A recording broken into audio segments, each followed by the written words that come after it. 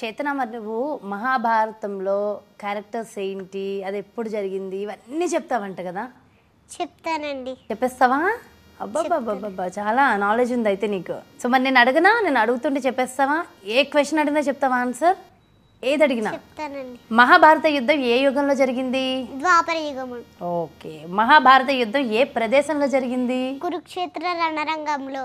మహాభారత యుద్ధం ఎవరెవరి మధ్య జరిగింది?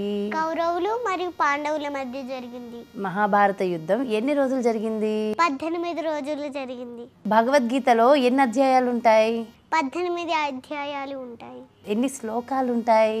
700 శ్లోకములు ఉంటాయి. పాండవులు మరియు కౌరవుల గురువు గారు ఎవరు? ద్రోణాచార్యులు. ద్రోణాచార్యుల తండ్రి ఎవరు? భరద్వాజ మహర్షి. ద్రోణాచార్యునికి పుత్రుడు ఎవరు? అశ్వత్థామ. భీష్ముడు ఎవరి పక్షాన యుద్ధం చేశాడు? కౌరవుల పక్షాన. భీష్ముడు తండ్రి పేరేంటి? శాంతన మహారాజు. భీష్ముడు తల్లి పేరేంటి? గంగామాత. భీష్ముడు అసలు పేరేంటి? దేవవ్రతుడు. పాండవులు ఎంతమంది? 5. పాండవుల పేర్లు చెప్తావా? చెప్తానండి. చెప్పు. ధర్మరాజు, భీముడు, అర్జునుడు, నకులుడు, సహదేవుడు. ధర్మరాజు అసలు పేరేంటి? యుధిష్ఠిరుడు. భీముని మరొక పేరేంటి?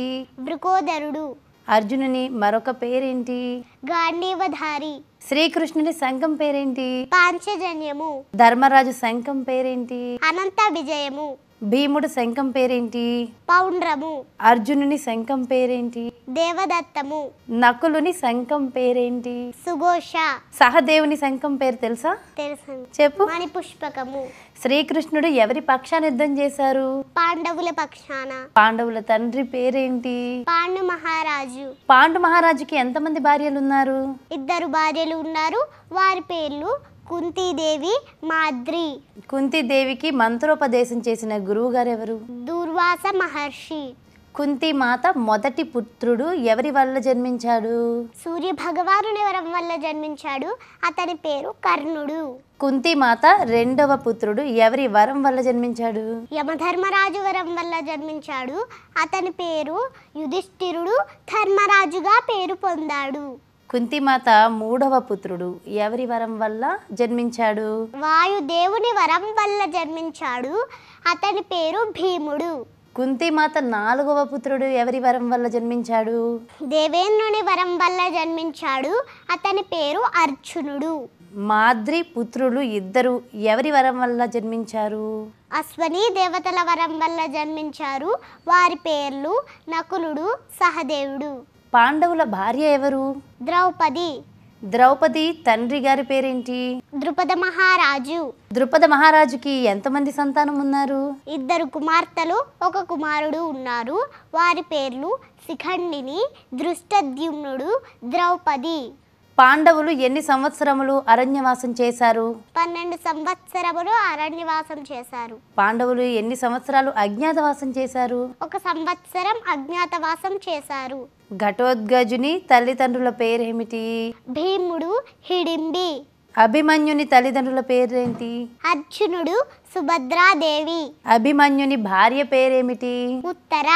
అభిమన్యుని పుత్రుని పేరేమిటి? పరీక్షిత్తు. కౌరవులు ఎంతమంది? 100 మంది. కౌరవుల తల్లిదండ్రుల పేర్లు చెప్తావా? చెప్తానండి. చెప్పు.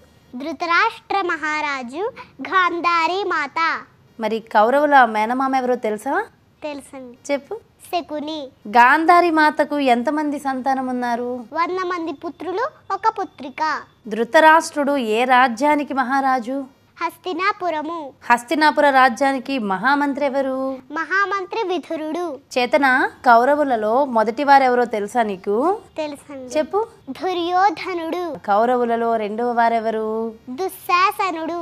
కౌరవులలో మరి మూడవ వారెవరో తెలుసా? చెప్పు. వికర్ణుడు. కర్ణుడు ఎవరి పక్షాన యుద్ధం చేశారు? కౌరవుల పక్షాన. కర్ణుడు ఏ రాజ్యానికి మహారాజు? అంగరాజ్యము. శ్రీకృష్ణుడికి జన్మనిచ్చిన తల్లిదండ్రుల పేర్లు తెలుసా నీకు? తెలుసండి. చెప్పు. దేవకి మాత, వసుదేవుడు. మరి కృష్ణుడు అభిమన్యునికి ఏమవుతారు? మేనమామ. అసలు చేతన నువ్వు నిజంగా వండర్ కిడ్ తెలుసా? అసలు అవి పలకడం కూడా చాలా మందికి రాదు. ఆ పేర్లు పలకడం కూడా రాదు తెలుసా చేతన.